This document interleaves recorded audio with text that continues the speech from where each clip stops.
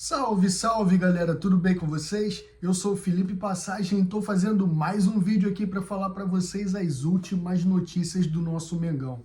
Tem muita coisa importante aqui, inclusive uma ainda sobre o Gerson, que o Gerson é citado por oficial de justiça em hotel do Rio de Janeiro por ação de 42 milhões do Flamengo. Já vou falar sobre isso já com vocês. Também o seguinte, ex-Flamengo, Lincoln vive sequência com participação em gols na Europa. Muito maneiro. Também, sem Bruno Henrique, Flamengo divulga relacionados para enfrentar o Cruzeiro. E também, o Flamengo discute contratação de centroavante com Leonardo Jardim, tá bom? Então, tudo isso agora a partir do início do vídeo, né? Que eu digo que sempre o início é agora. Então, por favor, deixem o like, comenta, compartilha, se inscreve aqui no canal quem não for inscrito ou inscrita e vamos que vamos, tá?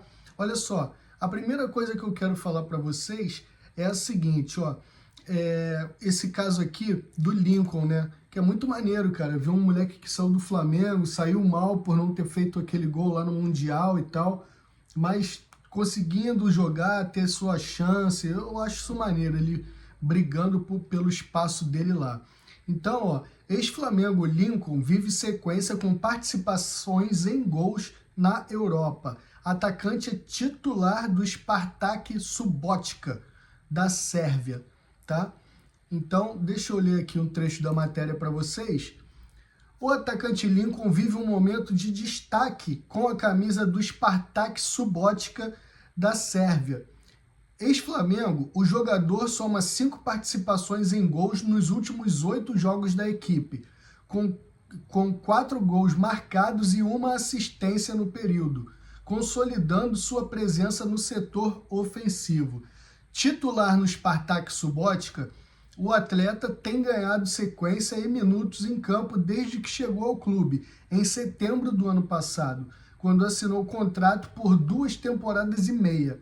Na atual edição da Liga Sérvia, o atacante é o vice-artilheiro da equipe com 4 gols marcados. Pô, muito maneiro, desejo sorte aí ao Lincoln, que ele se dê bem nessa carreira internacional dele aí, né?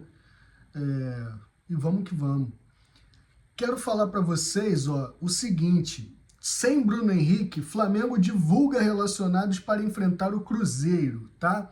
Chegou no nosso grupo de WhatsApp, mas como eu tô fazendo o vídeo com o telefone, eu vou ler aqui direto pela matéria do dia. E lembrando que todos os links de todas as matérias que eu leio, eu deixo disponível na descrição do vídeo, para vocês poderem ler as matérias completas, tá? Então é o seguinte, sem Bruno Henrique, Flamengo divulga relacionados para enfrentar o Cruzeiro. Vamos lá. O que acontece? O Flamengo divulgou os relacionados para a partida diante do Cruzeiro nesta quarta-feira pelo Brasileirão. O atacante Bruno Henrique segue como desfalque por causa de uma pubalgia. O rubro-negro também atualizou a situação de Saúl. O espanhol, que passou por um procedimento cirúrgico no calcanhar esquerdo no início do ano, já iniciou as atividades em campo. Flamengo e Cruzeiro vão medir força nessa quarta, às 9h30, no Maracanã. A partida é válida pela 5ª rodada do Campeonato Brasileiro, tá bom? Vai passar na Globo, no Premiere e no GE TV, que é o canal de esportes do Globo Esporte, né? Lá no YouTube, valeu? Também, galera, então vou falar para vocês essa bomba aqui, do Gerson, né? Que o Flamengo já estava na disputa jurídica judicial com ele, e o Gerson foi citado por oficial de justiça em hotel no Rio de Janeiro por ação de 42 milhões do Flamengo. Vamos entender aqui, No Rio de Janeiro, para o jogo entre Flamengo e Cruzeiro, o meio-campista Gerson recebeu uma citação de um oficial de justiça no hotel onde o clube mineiro se concentra, na zona sul da cidade. O processo é movido pela equipe carioca, que cobra 42,7 milhões de seu ex-jogador. A FGM Sports, empresa comandada pelo pai do Gerson, Marcão, também já foi notificada.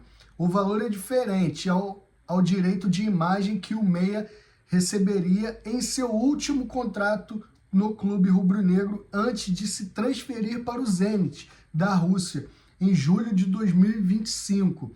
Aquele imbróglio todo, aquela confusão toda, renova contrato, renovou o contrato, aí diminuiu a multa, aí saiu para o Zenit, fez porque fez para ir para o Zenit. Então, tudo aconteceu ali. Aí diz aqui, ó, que o processo era uma ameaça antiga do Flamengo que surgiu na época em que o Zenit estudava pagar a multa rescisória do Gerson, no início de julho de 2025. O relacionamento entre as partes terminou de maneira fria e sem despedida marcante para um jogador que se tornou ídolo do clube. Os meses que antecederam o adeus foram marcados por tensão entre direção, jogador e staff, tá? O então capitão rubro-negro tinha contrato até 2027, mas queria valorização, já que possuía o mesmo salário de quando voltou ao clube em 2023, um dos mais baixos entre os principais nomes do elenco. Marcão fez cobranças públicas ao Flamengo. O presidente BAP ironizou o pai do jogador em uma reunião no Conselho da Gávea, em uma reunião com conselheiros lá na Gávea. Em abril, o Gerson recebeu o aumento e estendeu o vínculo até o fim de 2030.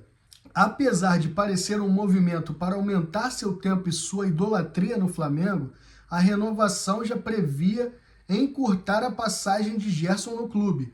O clube diminuiu a multa rescisória de 200 milhões, tá, para 25 milhões de euros, colocando o preço para a saída do atleta, que vinha sendo monitorado pelo Zenit. Em julho, o clube russo pagou a multa e tirou o jogador do Rio de Janeiro. E o resto aí é história, né? Porque, ó, nesse novo contrato havia uma cláusula que previa multa indenizatória para o clube caso de rescisão unilateral do contrato de trabalho, equivalente ao saldo restante do contrato. Por isso, o valor cobrado pela diretoria rubro-negra é praticamente o total do que o atleta receberia no vínculo, quando informou a saída do meio-campista. O Flamengo citou pedido de demissão e rescisão unilateral apresentado pelo jogador. Ou seja, partiu dele, foi vontade dele, ele que arque agora com as consequências dele. Não é isso? Pô, não tem como, né? Agora também, ó, vou falar aqui com vocês o que acontece. O Flamengo tá atrás de um centroavante ainda. Pô, Felipe, mas a janela já fechou no dia 3. Fechou no dia 3 para contratações de quem vem de fora, contratações internacionais. Para contratar jogadores aqui do mercado nacional ainda está aberta. Jogadores que terminaram o estadual, para que eles não fiquem parados. Então, a CBF dá essa colher de chá de mais um tempo para contratar alguns jogadores e não ficarem fora do mercado de trabalho. Então é o seguinte, ó. O Fla discute contratação de centroavante com Leonardo Jardim e admite mudar o perfil. Presta atenção nisso que é importante. Após definir substituto de Felipe Luiz, o Flamengo voltou a monitorar o mercado em busca de um centroavante. Apesar da mudança de treinador, o desejo pela contratação de mais um jogador para a posição permanece o mesmo, de acordo com o GE. O técnico Leonardo Jardim já conversou com a diretoria sobre a necessidade de reforçar a posição, um pedido que já havia sido feito pelo antecessor Felipe Luiz. A diferença agora é que o treinador português se mostrou mais flexível e deve mudar o perfil de busca, tá? Então, com a janela internacional fechada, o Flamengo monitora o mercado interno. O rubro-negro tem até o dia 27 de março para contratar os jogadores que disputaram os estaduais. O departamento de scouting busca opções para que o técnico Leonardo Jardim aprove. O Flamengo não conseguiu contratar um nome para a posição por causa das dificuldades do perfil definido por Felipe Luiz e o orçamento limitado após a compra de Lucas Paquetá, que custou 42 milhões de euros. O rubro-negro tentou nomes como Caio Jorge, mas não chegou a um acordo. Além de Caio Jorge, o Flamengo fez contatos por Tati Castellanos, que optou por seguir na Europa e acertou com West Ham, da Inglaterra.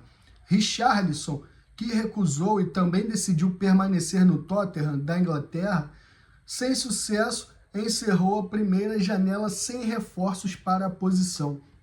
E é engraçado que numa reunião com os conselheiros, o Mbappé falou claramente, com todas as letras, isso para se vangloriar só pode, que se ele quisesse investir 1 bilhão em jogadores, ele poderia fazer. Aí ele investiu 300 e pouco no Paquetá, né, que deve ser mais ou menos 42, bota aí 300 no Paquetá, então ainda dava para investir mais em um atacante, né? Aí fala que tá sem dinheiro. O que é isso, meu amigo? Eu não esqueço rápido não. Não esqueço rápido não, galera. Deixa o like, se inscreve no canal, comenta, compartilha e vamos que vamos. Flamengo 2-0 hoje no Cruzeiro e vamos depois atropelar o Foguinho também. Valeu, um abraço, saudações rubro-negras e tchau, tchau.